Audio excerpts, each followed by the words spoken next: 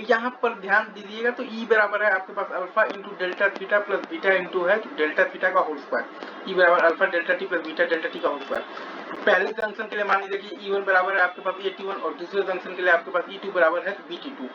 तो E0 आपके पास आ जाएगा E1 माइनस E2 मतलब कि AT1 माइनस आ जाएगा BT2, ठीक है। और अगर A बराबर B है तो A times T1 minus T2, और अगर T1 बराबर T2 है तो A माइनस B टाइम्स आ जाएगा T, और अगर A बराबर B और T1 बराबर T2 है मतलब कि है तो 0। और इन जनरल मतलब कि हमने लिखा है E0 बराबर AT1 माइनस आता है basically BT2, right. In general तो यही आता है।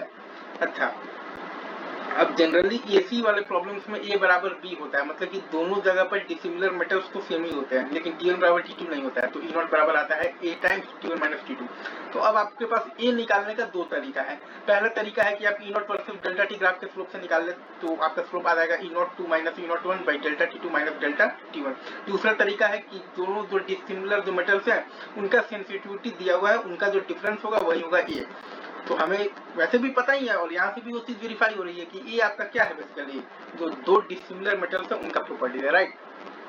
आगे बढ़ते हैं, एक और सवाल भी देख लेते हैं। ये तो बहुत ही इजी चीज है, चिंदी पिंदी सा चीज है, इसलिए मैं ज्यादा एक्सप्लेन नहीं कर रहा हूँ, ठीक है। चलिए, तो गेट आईएन में आपका 2017 का IIT रुड़की में 2 नंबर का आया हुआ सवाल है ये। इसमें अगेन आपको वही मतलब इसमें हमें जो ए निकालना है वो कैसे निकालना है, दोनों जो डिसिमिलर मेटल्स हैं उनके सेंसिटिविटी के डिफरेंस से निकालना है।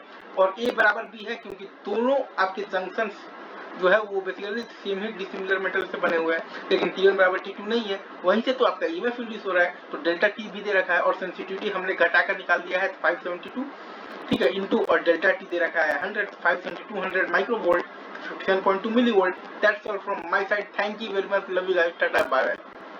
चलिए सर आगे बढ़ते हैं।